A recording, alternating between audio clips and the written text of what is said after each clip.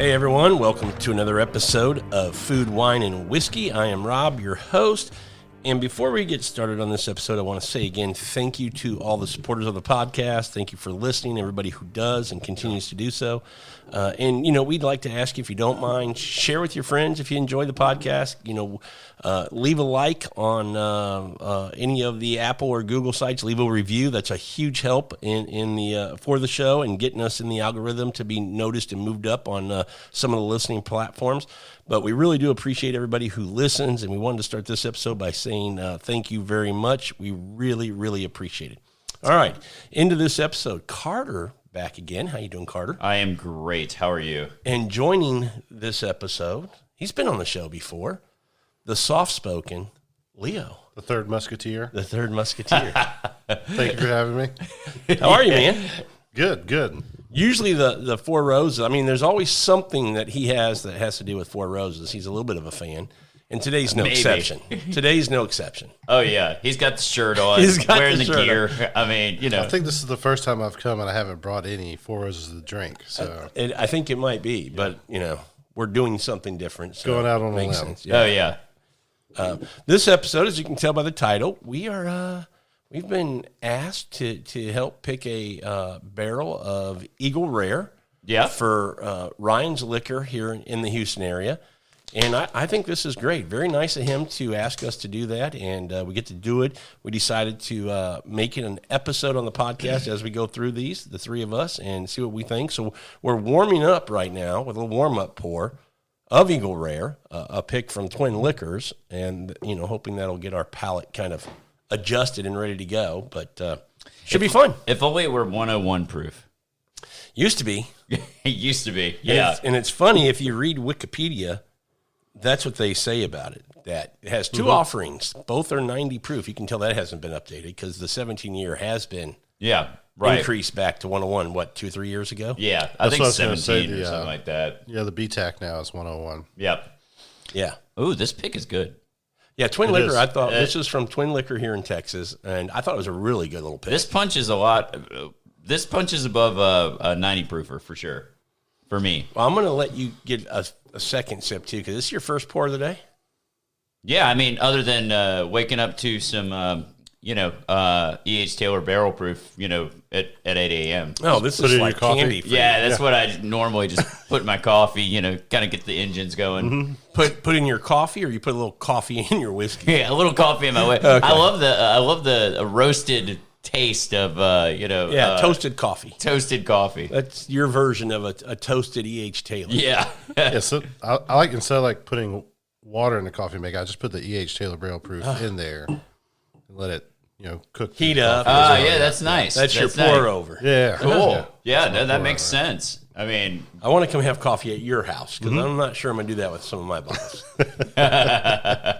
Well, let's talk about Eagle Rare a little bit before we dive into these three barrels that we have to pick from. What's your guys', I think all of us have drank a lot of Eagle Rare and have gotten picks and have picks. But where does it rank for you? Obviously, it's, talk about it being a Buffalo Trace product, but just kind of in general, talk about where it comes from, where you guys know about it in its history, and what we think about it. I've always been a fan. I think for an on-the-shelf, back when you could find it on the shelf for like $25, I think it's damn good. Yeah. 10-year age statement, That's what I was going to say. The age statement, the money. Yeah, that's the big thing for me. It's a 10-year-old whiskey. Yeah, it says it. The new bottle. I have a new bottle up there. Does these do say it on the back? They say it on the back. The new one just like points it out right here. On the label. I picked up one the other day just because I wanted one with the new bottle. Yeah. But I've always liked it, and I think the picks can really shine too with the Eagle. So shine like an eagle. But yeah, I like it a lot, and I'd love it to be a little proofier. That would be make it even better. But if it was 101, that'd be like on the money. Oh gosh, and we for a couple years now, Carter, we've heard that it's going to go there. That at some point, and it would make sense that at some point it would go there since the 17-year went from 90 to 101. Right. I'm not sure what the delay is, but I am very anxious to get a bottle when it does hit 101. Yeah, for sure. I think it'll be delicious. 11 proof points makes a little bit of a difference, and this already drinks pretty well for a 90 proof whiskey. Yeah, I mean, I think it's. I think it particularly stands out in the picks, kind of like Buffalo Trace too with the picks. Like Buffalo Trace picks, a lot of times are really good, and for some reason, just the on shelf offering it's fine, but like the picks they just really shine. They stand out, and they can drink above proof as well. So let me ask you guys this: Is Eagle Rare better now? Is that why it you can't stay in stock? It flies off the shelf. 10-year-old whiskey, around $30 to $35, depending on where you get it at retail. Or is it just because it has the Buffalo? It comes from Buffalo Trace, and anything Buffalo Trace is, just hard to find and allocated.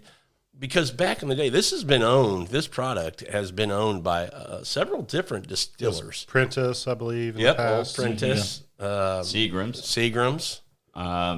George T. Stagg. Yeah. And then Buffalo Trace. Yep.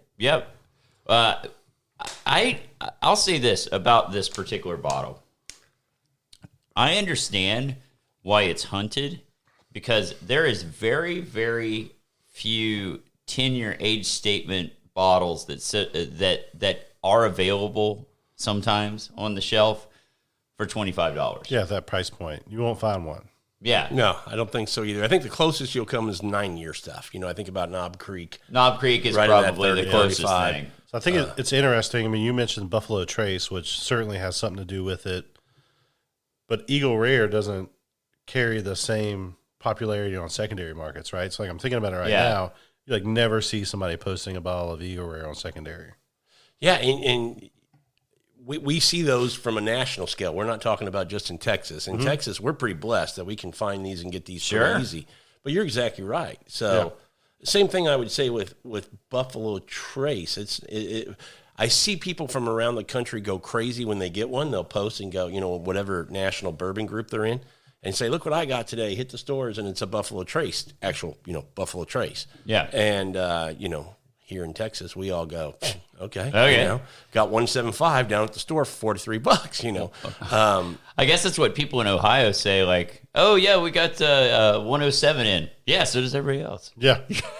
Yeah. But what's curious to me, Leo, you make the comment, I think it's right, because you're right. As I think about it, even when you do see these on secondary, they're $55. $60 maybe. They're not even crazy. The picks are even the picks. $80 maybe. Yeah. So it's not crazy, and I don't know why that is, because I will tell you, and I've never had a Weller Special Reserve pick, but I will tell you that I see people on secondary moving those and looking for those, the Special Reserve, a whole lot more than Eagle Rare, where if you asked me, just the standard offering, I'll take Eagle Rare all day long over a Special Reserve. I've never had a pick. I've heard the Weller Reserve picks are pretty good, but just the standard offering of Eagle Rare versus the standard offering of the weeded Weller. Yeah. No, I'm kind of with you there on that. It is kind of interesting though. Like if you think about it from, I'm just using it as a comparable. So you've got a Michter's 10 bourbon, right? It's 90 proof, and also single barrel. And how much does that go for on secondary? Like $270 or something. Prices went through the roof. Well, but not even on secondary. Just the standard offering is $140 out the door. Yeah, just to buy it. Yeah. So I mean, I'd put that up against that bottle that costs 4 times as much any day. It sounds like we need to do a blind. Yeah, that could happen. That is something we should do. Eagle Rare versus Michter. Yeah. Who has a Michter? I have the Rise. I don't have the bourbon. I have the bourbon. I have the bourbon. We can put. I also know a guy who has the bourbon. Dave Scott has one. Okay. Well, we should put that together. Now, the only problem is I'm going to know what the Eagle Rare is. I can tell you right now, Buffalo Trace has a distinct profile, and which I love. But like, and this mash bill 1, like the cherry note comes out big time. Well, and that's part of my reason for asking the question earlier, Leo. Has this gotten better under this name? Because this came into the market in 1975 under the many distillers we talked about. And they all had their own mash bill, and mash bill in the whiskey world is the recipe to make the product. And and I wasn't into whiskey, 25 years ago. But this is a very popular product now. Is it because of that I mean, Buffalo Trace just seems to have some everything they touch turns to gold. Yeah. Well, I would say in terms of the older releases, if you want to get a dusty bottle of Wild Turkey 101, you can get like an early 90s for maybe $400. Sometimes in the threes. Yeah. But the Eagle Rare 101s will go for double that. Because they're rare. The older ones. They're harder to find, or is it really a much better? So who was the distillate? Who made that distillate back then? I think it's Prentice. Was it Prentice? Yeah. And are they pretty well thought of? I mean, I don't know a lot of the old distillers. I know Sazerac was very well thought of. I don't know much of what they did besides for the Eagle Rare. I don't think I thought they did just other spirits. Yeah. Like, that was their one-off product. Oh, was it? Could be, yeah. I think. Now, I could be wrong. It could be totally talking off my ass. But, That wouldn't happen. No, I've never done that before. Hell no. But yeah, I mean, I've actually not tried any of the old Eagle Rare. I don't think I have either. I'd love to. I want to, yeah. It's kind of like now I did try. Totally different product, but some of that old Granddad 114 from National Distillers. That Butterscotch Bomb. That is ridiculous stuff. Yeah. That anyway, different conversation for a different day. But yeah, I don't know. I mean, I think the brand is pretty consistent. Like with Eagle Rare, I consider it to be just a good product. Mm-hmm. Now, I'm not going to tater up and line up outside someplace when they're dropping regular on the shelf Eagle Rare, but no. But if it's available, yes, shit. Even this Total Wine pick, like you said, the cherry, the fruit forward, you get it, very distinct. And at the proof, I just think it's just like a great drinker. Mm-hmm.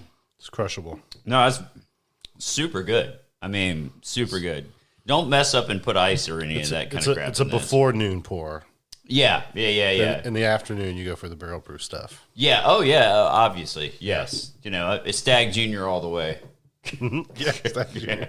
So I don't know a lot of where, I know for me where it would rank, but do you guys have, some sense of nationally and all the big bourbon chasers for the BTAC? Okay. Where does the Eagle Rare 17 year, is that because I think William LaRue Weller and George T. Stagg are probably the two that I think are most sought of, and maybe I think they make an equal number of bottles of all of them, or does it vary? It varies, doesn't it? Yeah, it varies by year. Yeah. So is Eagle Rare maybe because it's not as highly produced as the other ones, but for whatever reason, I don't see people going crazy for this one, the Eagle Rare 17, as much as William LaRue Weller, Thomas H. Handy, and the George T. Stagg. Yeah. So I don't know the last time I looked, but I think if I recall correctly, that the bottle count is usually lower on the Eagle Rare 17. Okay. Yeah. And then also with the proof change is that, everybody loves barrel proof whiskey. And so like the William LaRue Weller and the George T. Stagg got a lot more fanfare. Even the Handy is pretty proof. Yeah. The Handy. Yeah. Although that's a much lower age statement with the Handy. But the Eagle Rare, even at the 17-year age statement at 90 proof, it was just kind of like looked over. Yeah. Right? Yeah. And they've had some, I think recently, I don't know what years, but in very recent history, they've had Eagle Rare 17 that was 18 and 19 years old. Mm-hmm. They just kept it as an Eagle Rare 17. That's right. That's the flag. That's kind of how it Yeah. flies. I know my dad's got a bottle of Eagle Rare 17 that he got. Thank you, Alabama lottery system. Draw. Is it a 101 proof? 101 proof? It is a 101 proof, and I think it's 18 years. So did you see that have some drive? I'm guessing it did for people's want to get that bottle when it jumped from 90 to 101. I gotta imagine people went, so. Okay, now I want a bottle of this. Yeah, I think so. I mean, I'd say like that like 101 proof. That's good. I mean, I like a sweet spot. Yeah, I like drinking bourbon at that proof point. So I mean, I like. I'm a convert. I like turkey now. Yeah. Gobble, gobble. Gobble, gobble. It's out of the closet. And it's going to be Thanksgiving. Yeah. So a couple days. Yeah. I'll be drinking plenty of turkey. Mm-hmm. Okay, well, what do you say we start kind of putting the three barrels we have in front of us? We nose them. And, Carter, I think, Leo, you may have done this with us before. We like to go through and kind of rank them just on the nose. And then we can kind of put them on the palate and see what we think, see if it changes the ranking there. So we have 3 barrels, and does anybody want to read the details of what we got here, where they come from? Or Oh, gosh. All right, so barrel A is lot 12 at 12F-08. So I'm wondering with the 10-year age statement, maybe it was distilled in 2012. Location Q4-01. All right. That's A. That's A. And just so you know, all the listeners out there, that also means nothing to me. Barrel B is from the same lot and the same location. So it may have been, but it's barrel 2 versus 23. So, probably the same location, but 20 barrels down, 21 barrels down. And C, or number 3, is barrel 62. And this is lot L2- it's location L-245. Looks like they wrote the location down twice. So we don't know what lot this is, but this looks like it would be from a different location compared to A and B, or 1 and 2. Okay. So, man, there's one right off the bat that is so sweet. There's a clear winner for me, and I like the sweet palate. So if that's something that you enjoy, it's probably the clear winner for you. And it is for me. Yeah, me too, actually. But I do like there is another one on here that I think has like another interesting kind of quality to it. Like it's got more of like a chocolatey type of thing going on. So I guess we'll see how everything translates. But I can pick a winner real fast on this one. On the nose. Yeah, on the nose. Leo, any first impressions going through? I have my order for what I prefer on the nose. Yep. I mean, I would say that my nose is probably like the most lacking thing. I'm a much more palate and finish guy. At least you have part of the formula. Yeah. I'm lacking in the nose, the palate, the finish. I'm lacking all around. But I sure have fun doing this. No, it's funny. I was just like nosing everything, and then I go to take a sip of water, and I nose the water. How was it? Like, I didn't get much there. Yeah. when you drink whiskey and wine like we do, it's like a reaction. It's just a reflex. Yeah. Oh, I have a glass, and I do high that. quality H2O. Yeah, I'm sure you're doing it at breakfast with your milk and everything. Yeah. Give it a swirl. I'm going to start drinking milk out of a Bordeaux cup. So Houston Municipal Water System. Yeah. Got that. Okay, I'll call mine first if you all want me to. Okay. And this is my preference on the nose. I'm going to go B, number 1, C, number 2, and A, number 3. Well, I will go ahead and follow your lead. We have the exact same ranking. Okay. But what I'll say, I'll let Leo go, and then I'll make comments. Yeah, I mean, A was definitely third place for me, and I'm just kind of a toss up between B and C. The thing about C I like is that it's a little less sweet and more like on the cocoa powder type. That's right. I knew that. I was going to ask if that's where you're getting your chocolate, because that's where I got my chocolate. But you're saying C is? Yeah.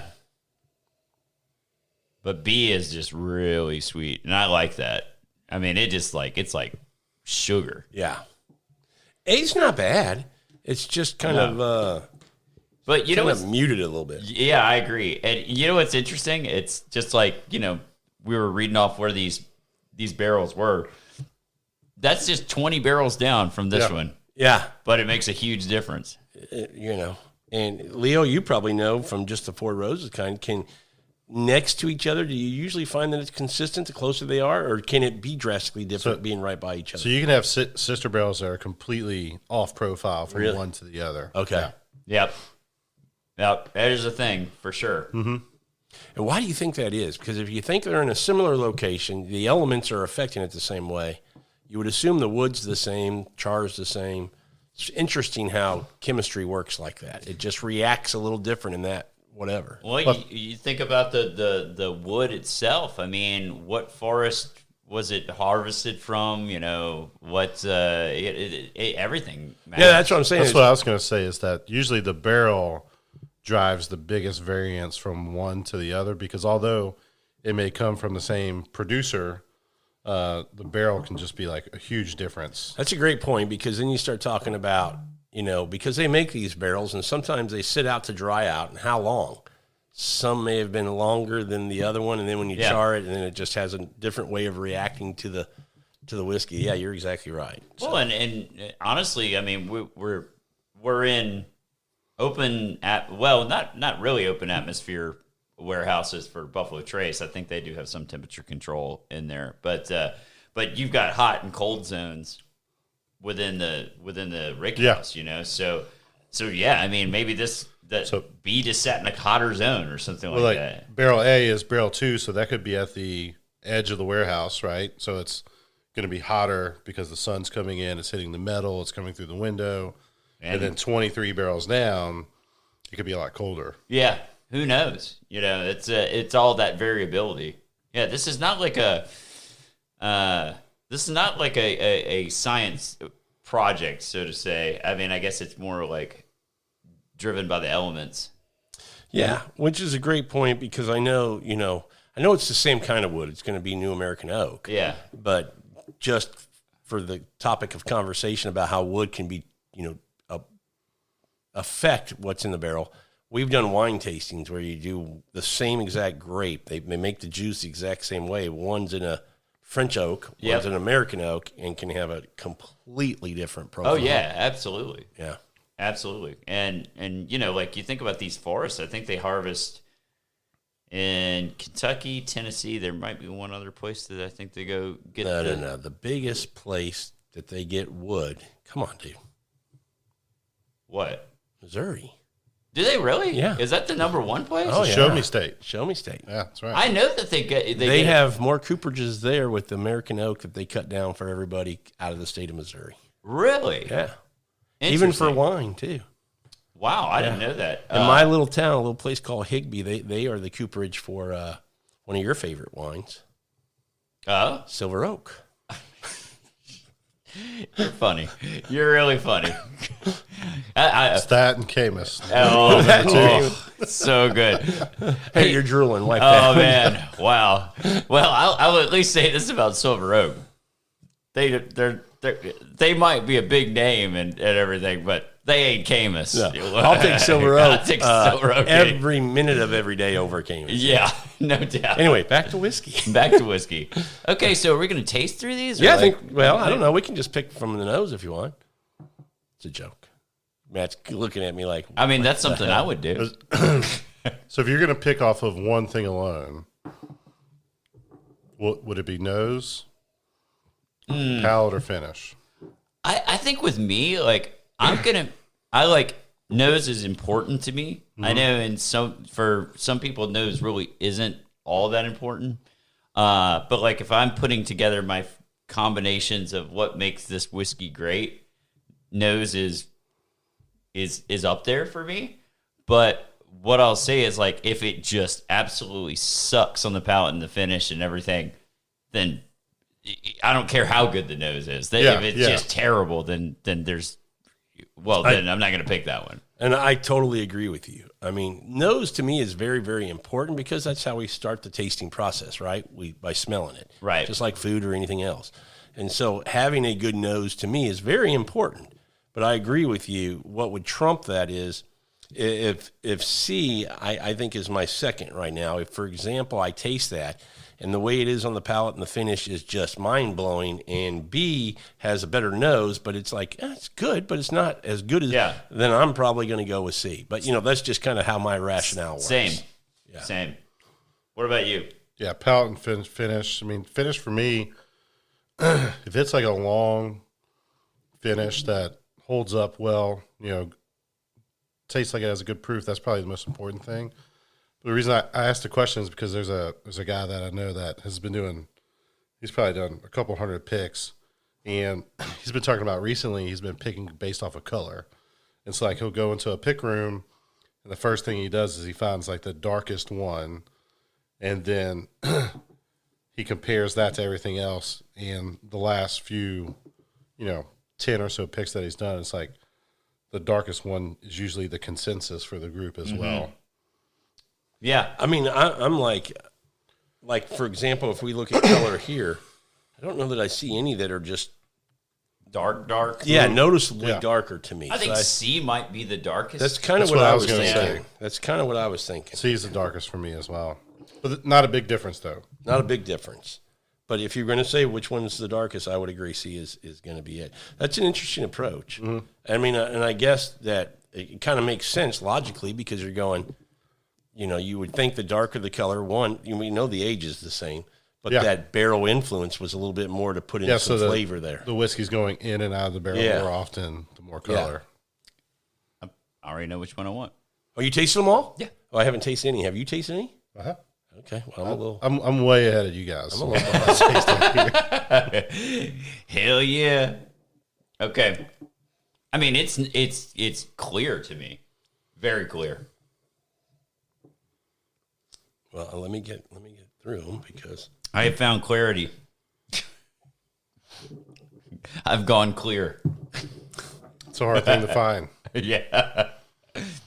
So do you guys have, can you remember a recent years, a favorite Eagle Rare pick that you guys have purchased and drank and went, that was freaking good? There was one Longhorn did a few years back that was really good. There was, I think Premier did one that was, it was a few years back that was pretty good. He had like liter bottles of it too. Yeah, right? he had liters of it. Yeah. Did he really? Yeah.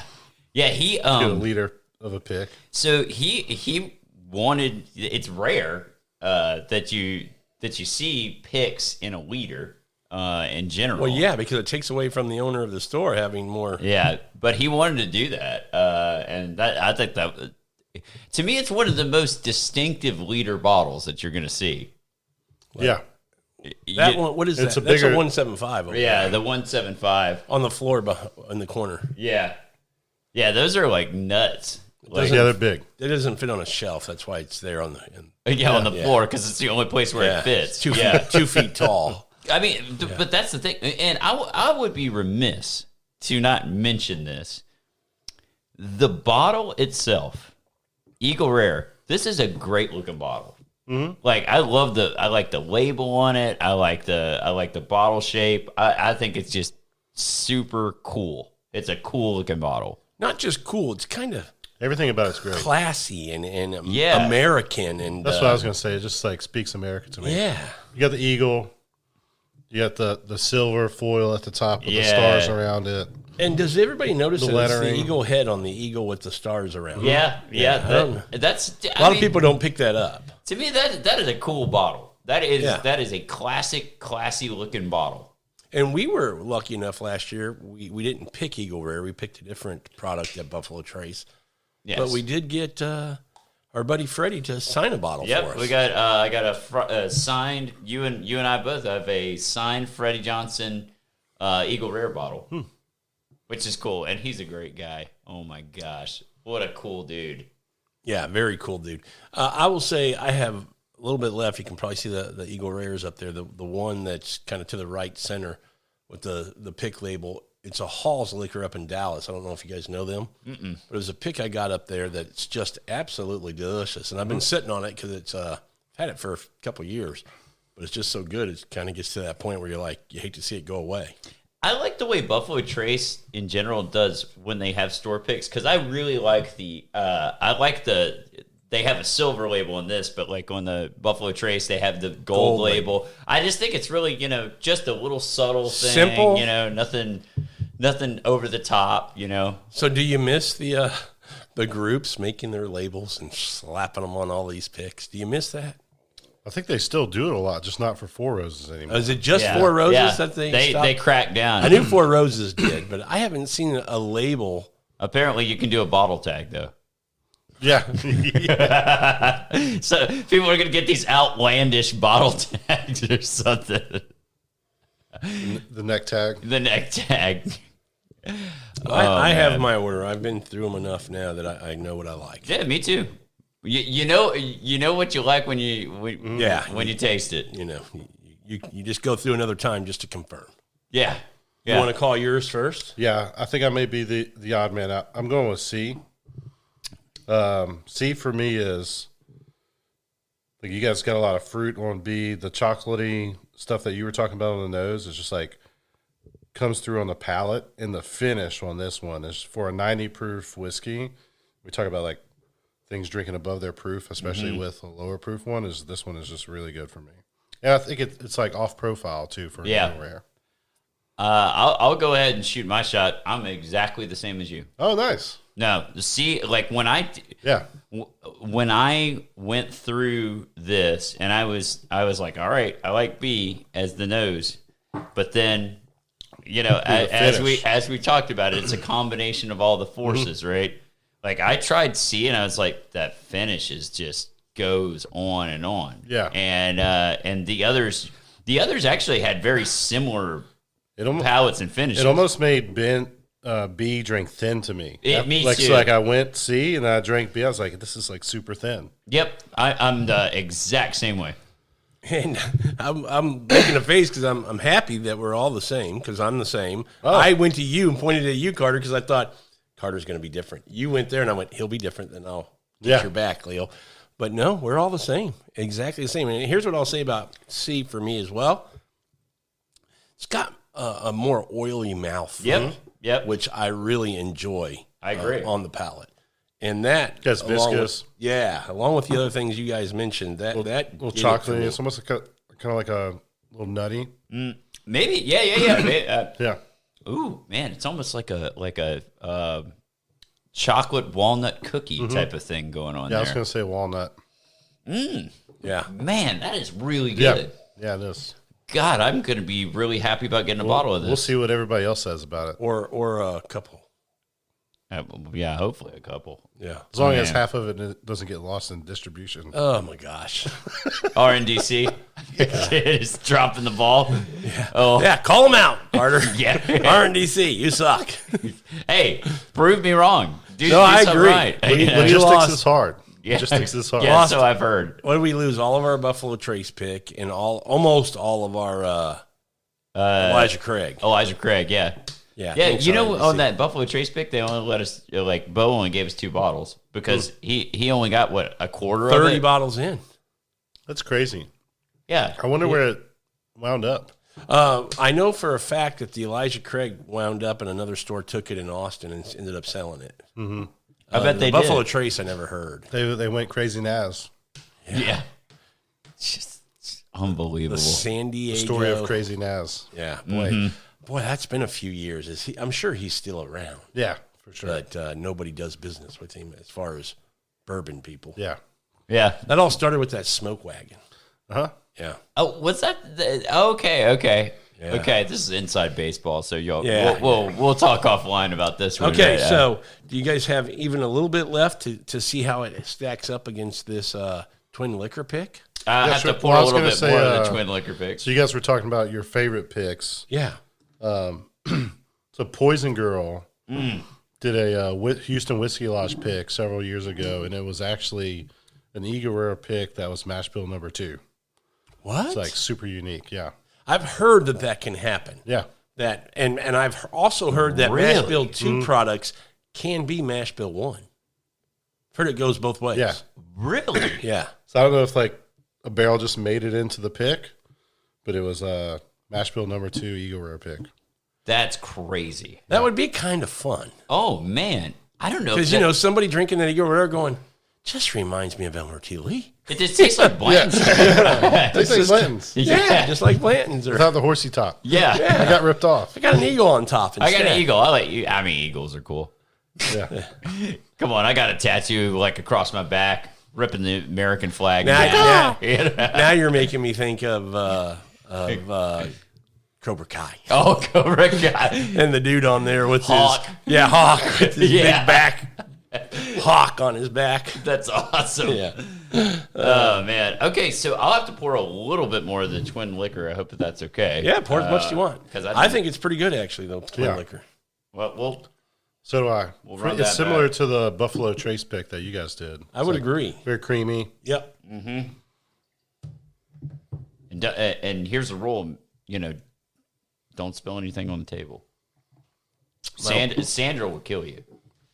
Yeah, for a little girl, she gets pretty mad about that. She'll cut. I don't know how I'm still alive then. I've definitely spilled on this table. She doesn't say anything in front of you. It's when you leave that I got to take my shirt off, and that's the when lid all the good compliments come out. Yeah. No, she's okay with it. She just Rob. She gives me a little. Okay, on the nose, I think they're both really solid. Like they both similar. Maybe I'm getting a little bit more of that.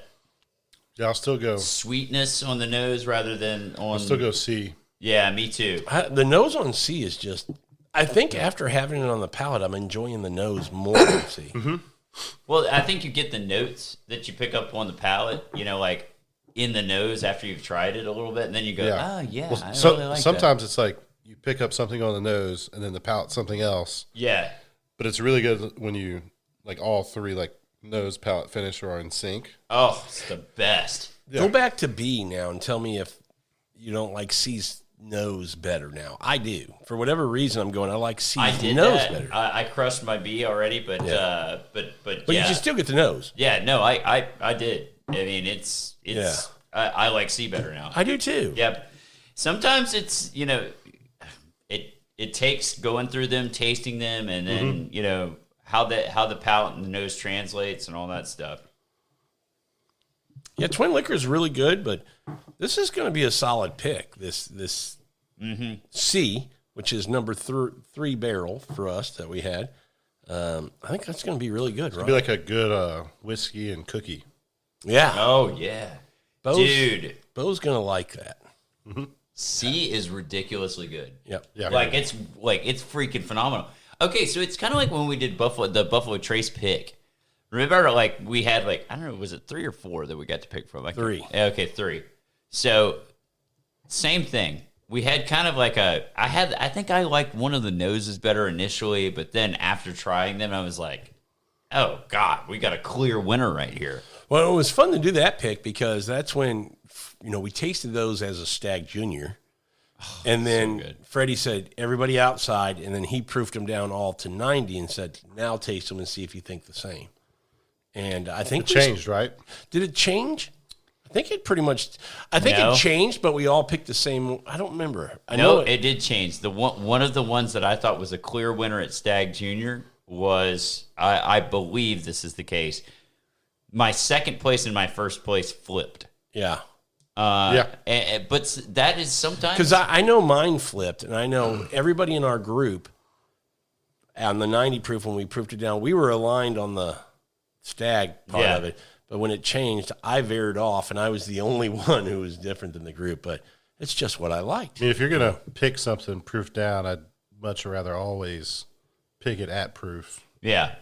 So when one of my first pick experiences was going to Old Forester, and this is back when the barrel proof wasn't a thing. It was the 90 proof picks, which I thought actually those are pretty good, generally speaking. But so I remember going to Old Forester. It was the same dude that was that did the tour or did the pick experience with us when we picked. Yeah, he was cool. I like that guy. And he started in the wine world. He was actually a wine sommelier, and then he went over to whiskey. Oh, really? Yeah. Yeah, and he's from Houston. Who's this?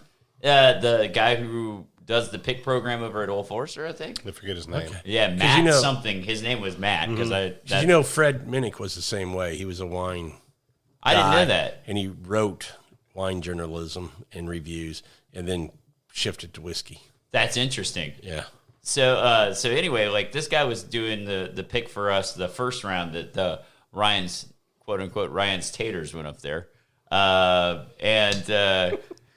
anyway, so it's cool because this was back before COVID, and maybe that it'll go back to this way.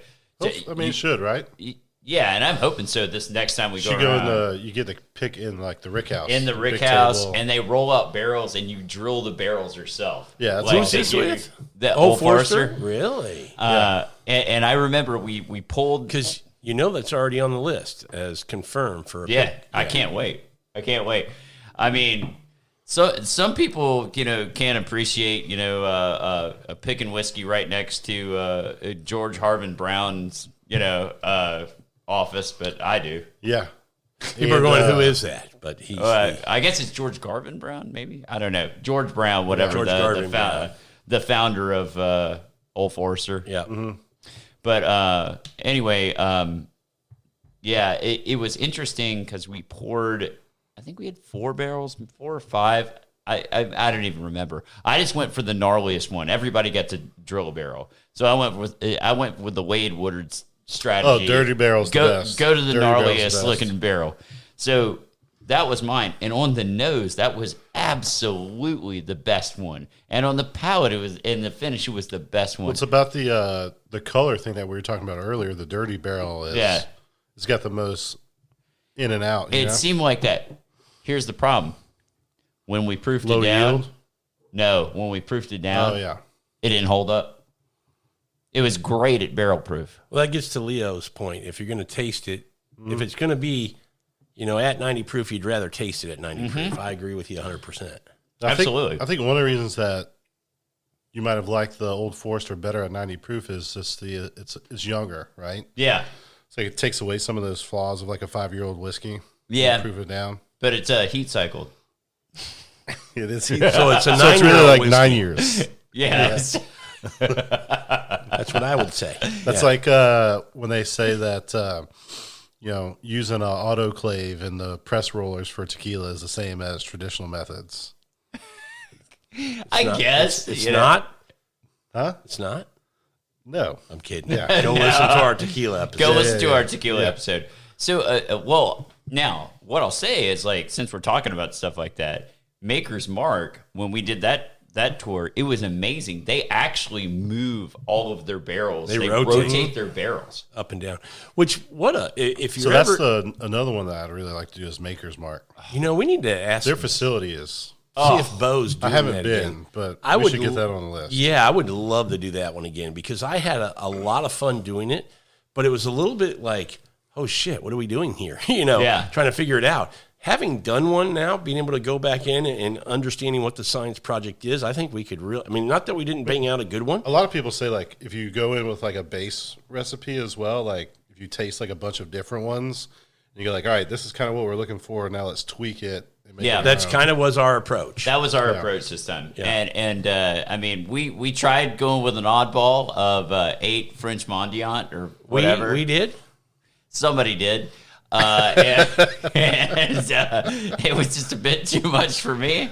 So we did get thrown a little curveball because they had taken out a stave and they replaced it with the other one, which we kind of liked. I mean, we ended up using it. Used to be the French Mocha, but now it's like the Mendiant or whatever it is. But don't ask me what Mendiant is. I don't know. I mean, but I do want to say, you make a great point about picking there, and it is a beautiful property. I mean, it's a cool place. So if you just go to Kentucky and are doing the the Bourbon Trail and hitting up sites, that's definitely one that should be on your list, just because it's beautiful. It really is. Oh my gosh. Okay, so I know I've mentioned this multiple times.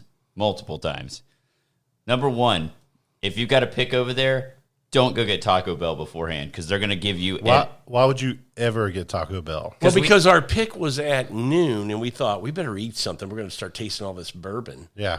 And so we said, let's just pick up something. And we were driving through the little town. There was a Taco Bell. So we went, got to eat something before we start drinking barrel-proof whiskey. And then so we ate Taco Bell. And then we pull in, and they go, come in here, and we're at this really nice table, and we're going... Oh, yeah, they serve food, don't they? Yeah. A 4-course meal. Yeah. Yeah. And it was ridiculously good. These two guys still ate.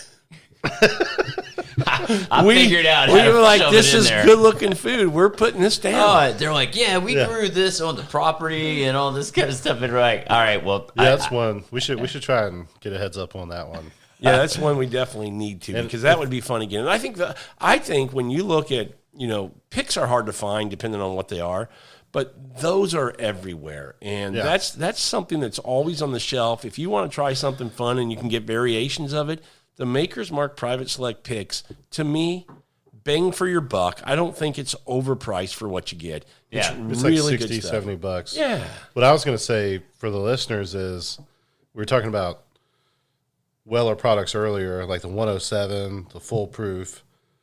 Maker's Mark is a wheated bourbon as well. And so if somebody's looking for the wheated profile and they can't find 107 or full proof or even Weller Special Reserve, I would definitely recommend pick up some Maker's Mark cask strength.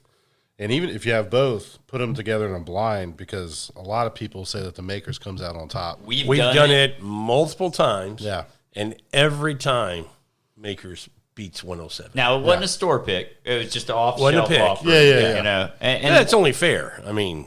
But what I'll say is on that, like on the tour that we went on for Makers, like when we were there, the guy basically told us, like our guide basically said, everything you buy is a minimum of 6 years old and is in between 6 and 8 years old. It's like the same thing as Buffalo Trace.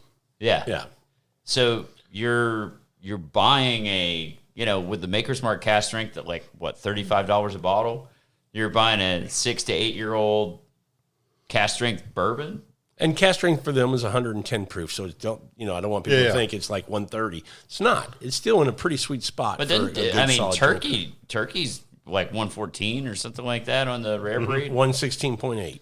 Yeah. Okay. For now. Yeah. We'll see what happens. I'm actually and we've talked about this too before. Is that entry point has a big effect on it. Yeah. Well, sure it does. The higher you go in, the higher it should come out. So I think 114 is the entry point for Wild Turkey. Yeah. So it used to be also think Stitzel Weller used to be low entry. Yeah. So did Wild Turkey. So did Wild Turkey. Eddie, who got Daddy to kind of raise those a couple of times. Yeah, and see, to me, that's what made. I think that's the thing that makes some of the Dusties better is that barrel entry point. Whether it's just a few points. Like I've heard that the lower entry point, you bring out more of the vanilla out of the wood, and I don't know. I've tried some old stuff, and it definitely does that. I think different stills. Save that for the Dusty episode. Yeah, well, we need to have one of those. What do you mean need to have? We got one lined up. I showed you yesterday. You did? I showed you when he messaged me, and you go, "Oh, dude, I'm in." Oh, Alan Richards. Oh yeah. Oh yeah. It's almost like you have a newborn and your brain's not working. Dude, I woke up twice last night. Okay, this is like the worst. Okay, so that's like a normal night for me. I've got like old man bladder. Yeah. Well, I'm not gonna say I didn't pee. Hey, when I woke up, but, it's bad when you wake up in the morning. You went, I only woke up once last night. Hell yeah. Yeah, full night. Yeah. Okay, I got a newborn and like she woke up at 2. And then 4 o'clock in the morning, and it was like, oh my God! Like you're wishing you would have got the snoo now. Shh. The problem is actually, don't need to talk about baby this. talk. Yeah, this is baby talk. We'll talk about this. Okay, later. as we close out this show, this will come out before Christmas, so we got to think about Santa on this episode. So for Santa, what's the bourbon you would leave for Santa, and what treat would you leave with him to go with that bourbon? I like that. I like that. Okay. I'm initially thinking like a double oak something because it's going to pair well with a cookie. You don't have to go cookie, but I'm going to go cookie. I have mine. You already know? Picked out. Yeah. Well, I mean, I came Why up with a question. You let us know so we can do some show prep? I just thought about it like 3 minutes ago. I was going to say Dusty Turkey, and what are those chocolates from Old Forester? Oh my God, like the truffle, salted caramel truffle things. Oh my God, that's a pretty good combination. Those were so good. I think every time I go there, I'm like, I should buy some more of these freaking things. I brought some home to Patricia. Oh my gosh, I'd say like, I got a wild card for you. So if you go to Four Roses during the holidays, they have an eggnog recipe with Four Roses. So I think I'm going to go wild Four card. Roses eggnog? A little Four Roses eggnog, and I'm just going to go with the personal favorite cookie. I'm going to go the oatmeal raisin cookie. I thought you were going to say Snickerdoodle. I do like That's a damn good cookie. That is and a damn good thumbprint with the strawberry jelly in it. Yeah. Thumbprints are really good. that's kind of a shortbread cookie, right? Like it's got kind of more of that quality to it. We might be doing a Christmas treats episode. You never know. Top 5 Christmas treats. Oh yeah, dude. Okay. Here's my treat for Santa. I'm like you. I'm going to go cookie because I love cookies. And mine's going to be, my wife's going to stay up late, and we're going to do freshly baked for Santa. He's got to get something warm. Yeah. Freshly baked chocolate chip cookies with walnuts. Okay. And then we're going to have probably a good solid 2-ounce pour of, it's wintertime. So I'm going to go with a rye. Toasted Michter's Barrel Strength. Okay. Now, see, you went with the toasted theme, which I can get behind. Yeah. Yeah. So nice. Santa will leave the fire on. Leave the fire on. Leave the fire on. He's got magic. He doesn't care if it's on or not. Yeah. So Santa will leave all our houses going, these are good people. I like these people. I like it. I like it a lot. Yeah. A fun episode, guys. Oh, yeah. Good pick for Ryan's Liquor. Barrel 3, which we called Barrel C, is our winner. Unanimous. I didn't think it would be, but it is. One from a different warehouse. Yeah. It is the one from a different warehouse. Yep. Okay, that's the Magic 45. Warehouse. Yep. So should be a fun pick. These always take a little while once we turn it into Buffalo Trace, probably a couple months. Yeah. And be fun when these come in. We can share them with some friends. A Mardi Gras bottle. There you go. Yes. Well, guys, thanks for doing that, man. A lot of fun. Yeah, thanks for having me. Man. Nothing like a afternoon when you get to drink bourbon and talk about bourbon. Nothing wrong with that. Yeah. Thanks, everybody, for listening to this episode of Food, Wine, and Whiskey. And until our next episode, enjoy your next pour of Eagle Rare.